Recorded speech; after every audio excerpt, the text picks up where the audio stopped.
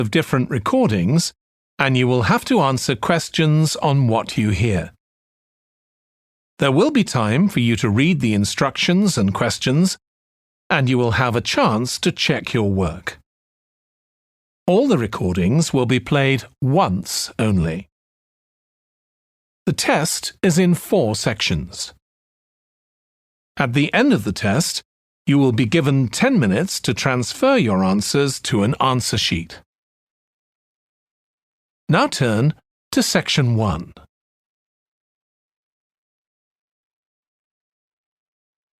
Section 1. You will hear a telephone conversation between a woman who wants to attend a cookery class and an official at a tourist information centre. First, you have some time to look at questions 1 to 6.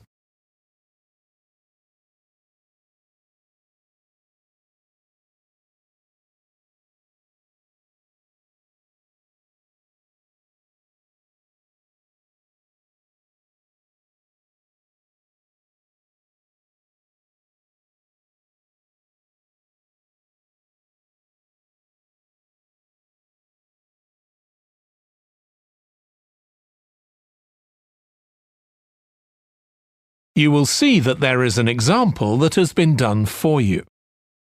On this occasion only, the conversation relating to this will be played first. Hello, Tourist Information Centre. Mike speaking. How can I help you? Oh, hi. I wanted to find out about cookery classes. I believe there are some one-day classes for tourists. Well, they're open to everyone, but tourists are always welcome. OK, let me give you some details of what's available. There are several classes. One very popular one is at the food studio. The first cooking class is at the food studio, so studio has been written in the space. Now we shall begin. You should answer the questions as you listen because you will not hear the recording a second time. Listen carefully and answer questions 1 to 6. Hello, Tourist Information Centre. Mike speaking. How can I help you? Oh, hi. I wanted to find out about cookery classes. I believe there are some one-day classes for tourists. Well, they're open to everyone, but tourists are always welcome. OK, let me give you some details of what's available. There are several classes. One very popular one is at the food studio. OK. They focus on seasonal products, and as well as teaching you how to cook them, they also show you how to choose them. Right, that sounds good. How big are the classes? I'm not sure exactly, but they'll be quite small. And could I get a private lesson there? I think so. Let me check. Yes, they do offer those.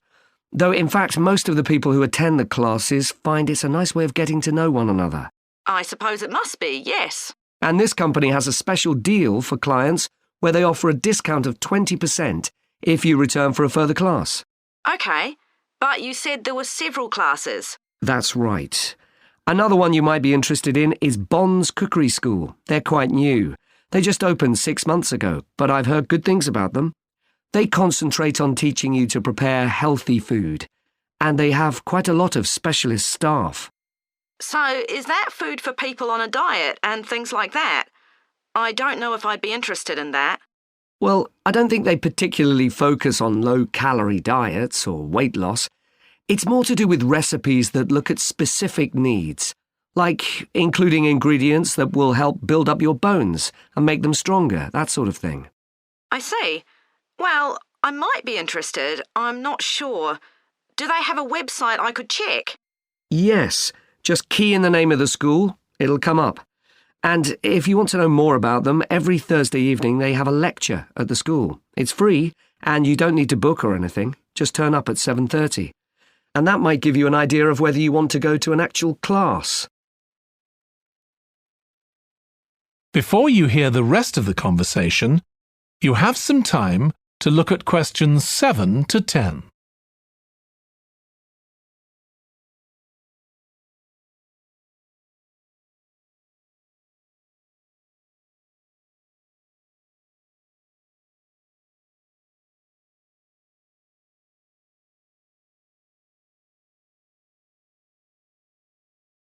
Now listen and answer questions 7 to 10.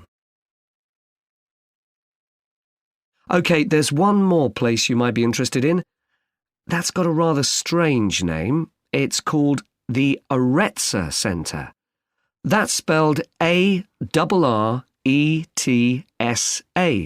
OK. They've got a very good reputation.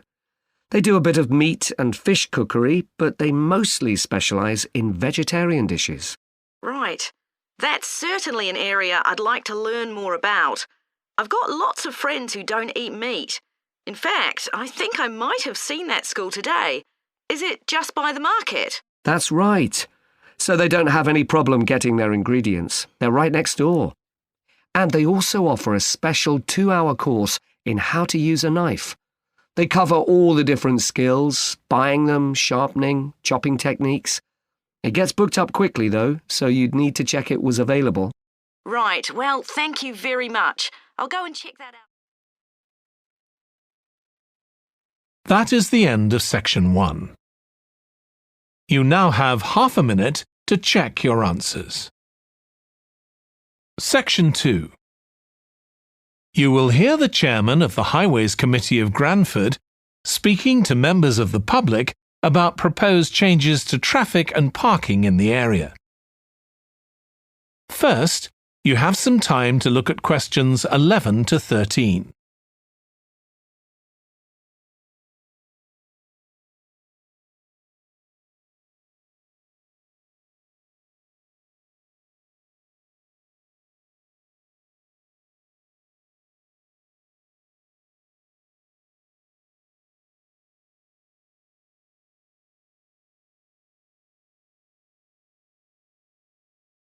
Now listen carefully and answer questions 11 to 13. Good evening, everyone. My name's Phil Sutton, and I'm chairman of the Highways Committee. We've called this meeting to inform members of the public about the new regulations for traffic and parking we're proposing for Granford. I'll start by summarising these changes before we open the meeting to questions. So, why do we need to make these changes to traffic systems in Granford? Well, we're very aware that traffic is becoming an increasing problem. It's been especially noticeable with the increase in heavy traffic while they've been building the new hospital. But it's the overall rise in the volume of traffic of all kinds that's concerning us. To date, there's not been any increase in traffic accidents, but that's not something we want to see happen, obviously. We recently carried out a survey of local residents, and their responses were interesting. People were very concerned about the lack of visibility on some roads due to cars parked along the sides of the roads. We'd expected complaints about the congestion near the school when parents are dropping off their children or picking them up. But this wasn't top of the list, and nor were noise and fumes from trucks and lorries, though they were mentioned by some people. We think these new traffic regulations would make a lot of difference, but we still have a long way to go. We've managed to keep our proposals within budget, so they can be covered by the council. But of course it's no good introducing new regulations if we don't have a way of making sure that everyone obeys them. And that's an area we're still working on with the help of representatives from the police force. Before you hear the rest of the talk, you have some time to look at questions 14 to 20.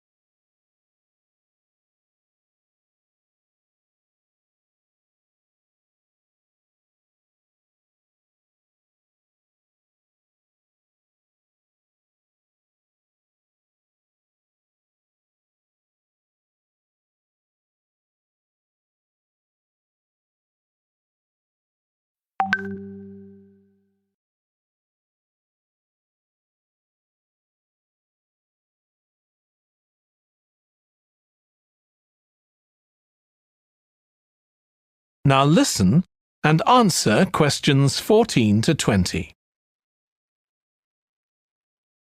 OK, so this slide shows a map of the central area of Granford with the High Street in the middle and School Road on the right.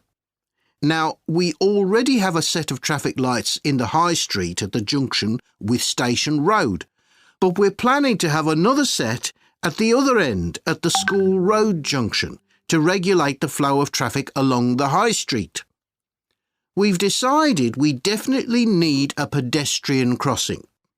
We considered putting this on School Road just outside the school, but in the end we decided that could lead to a lot of traffic congestion.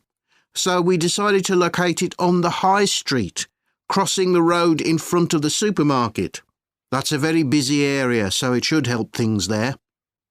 We're proposing some changes to parking. At present, parking isn't allowed on the High Street outside the library, but we're going to change that and allow parking there, but not at the other end of the High Street near School Road.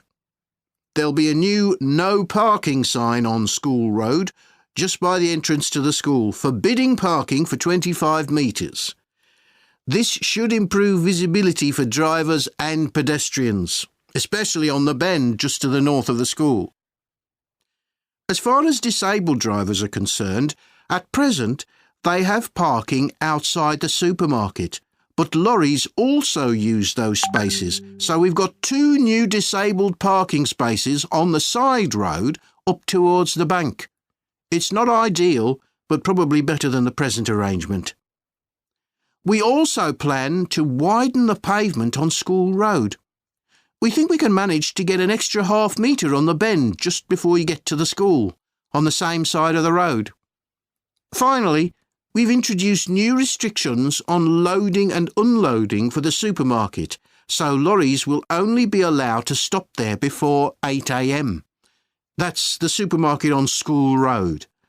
We kept to the existing arrangements with the High Street supermarket. OK, so that's about it. Now, That is the end of Section 2. You now have half a minute to check your answers. Section 3. You will hear 2 biology students called Emma and Jack discussing an experiment they are going to do together. First, you have some time to look at questions 21 to 25.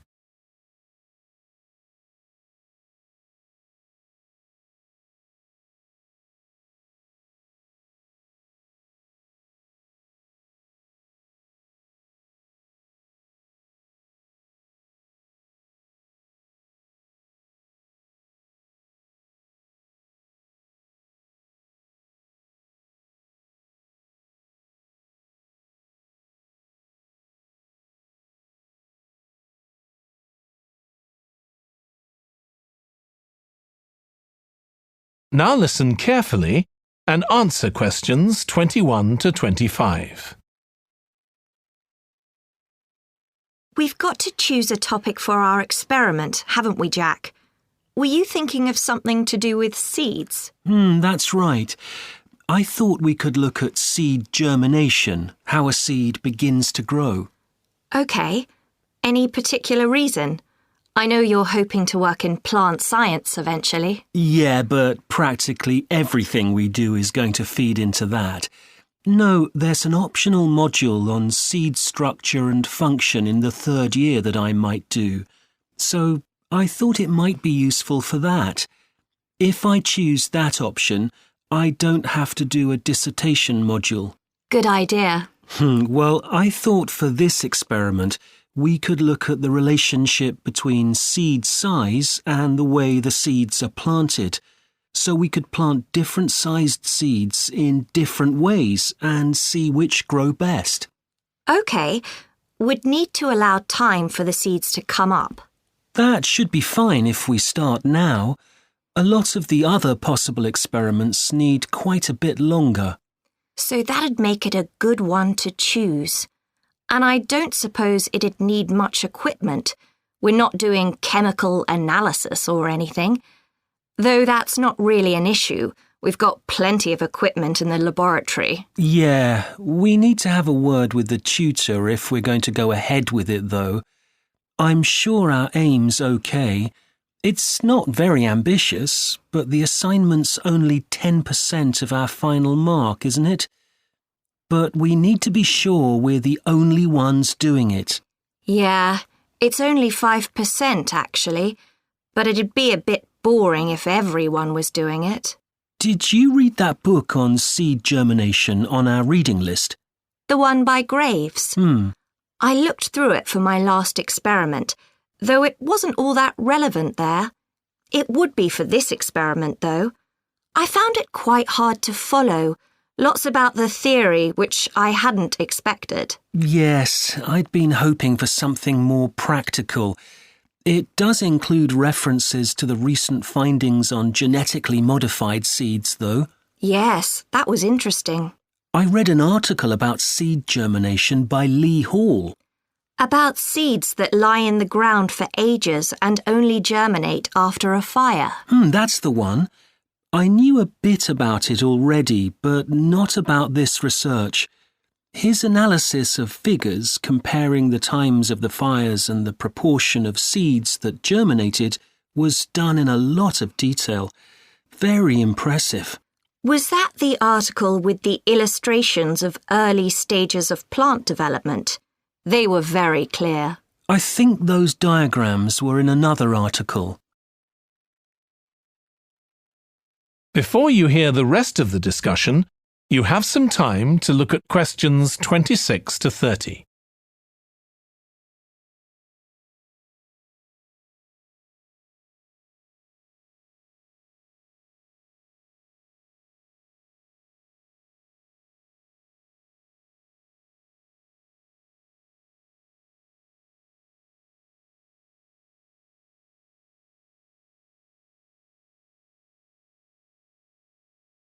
Now listen and answer questions 26 to 30. Anyway, shall we have a look at the procedure for our experiment? We'll need to get going with it quite soon. Right. So the first thing we have to do is find our seeds. I think vegetable seeds would be best, and obviously they mustn't all be the same size. So how many sorts do we need? About 4 different ones? I think that would be enough. There'll be quite a large number of seeds for each one. Then for each seed, we need to find out how much it weighs and also measure its dimensions. And we need to keep a careful record of all that. That'll be quite time-consuming. And we also need to decide how deep we're going to plant the seeds, right on the surface a few millimetres down or several centimetres. OK, so then we get planting. Do you think we can plant several seeds together in the same plant pot? No, I think we need a different one for each seed. Right. And we'll need to label them. We can use different coloured labels. Then we wait for the seeds to germinate. I reckon that'll be about 3 weeks, depending on what the weather's like. Then we see if our plants have come up and write down how tall they've grown. Then all we have to do is look at our numbers and see if there's any relation between them. That's right. So then we get... That is the end of section 3. You now have half a minute to check your answers. Section 4. You will hear part of a lecture on an environmental studies course about recent research on how animals are adapting to urban environments. First, you have some time to look at questions 31 to 40.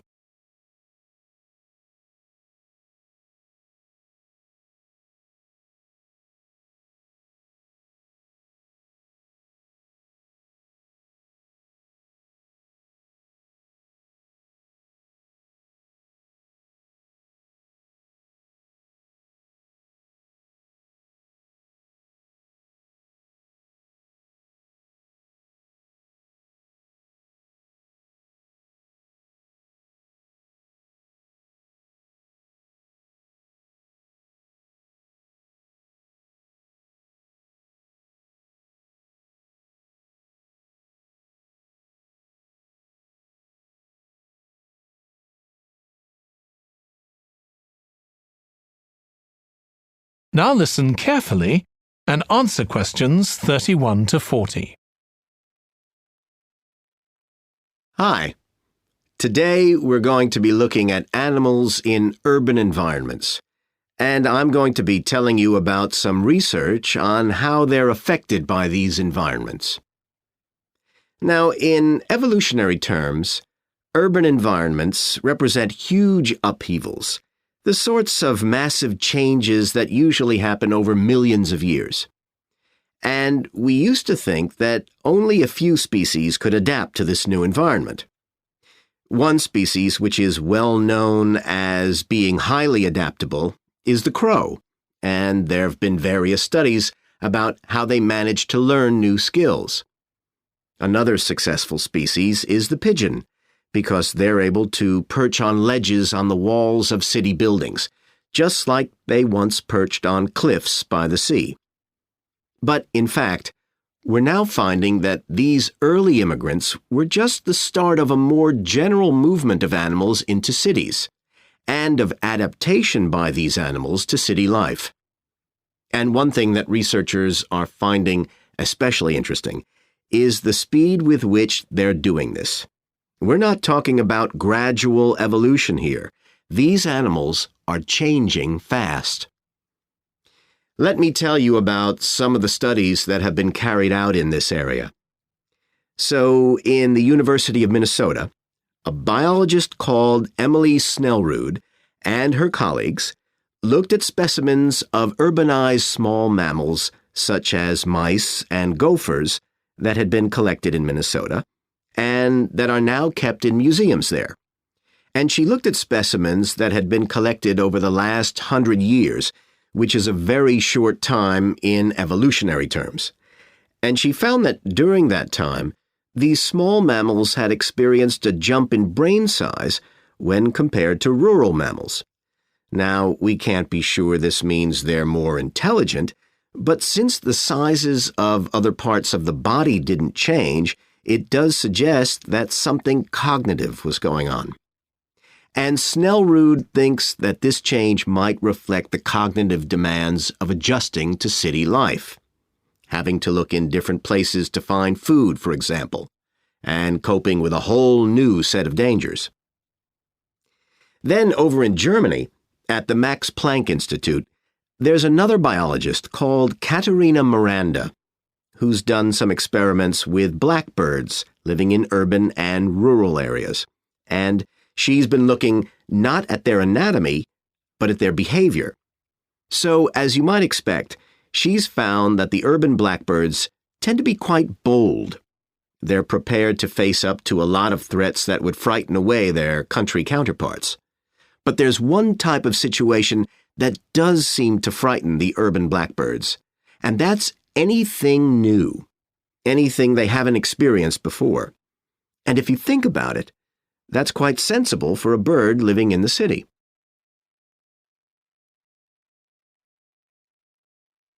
Jonathan Atwell, in Indiana University, is looking at how a range of animals respond to urban environments. He's found that when they're under stress, their endocrine systems react by reducing the amount of hormones such as corticosterone into their blood. It's a sensible-seeming adaptation.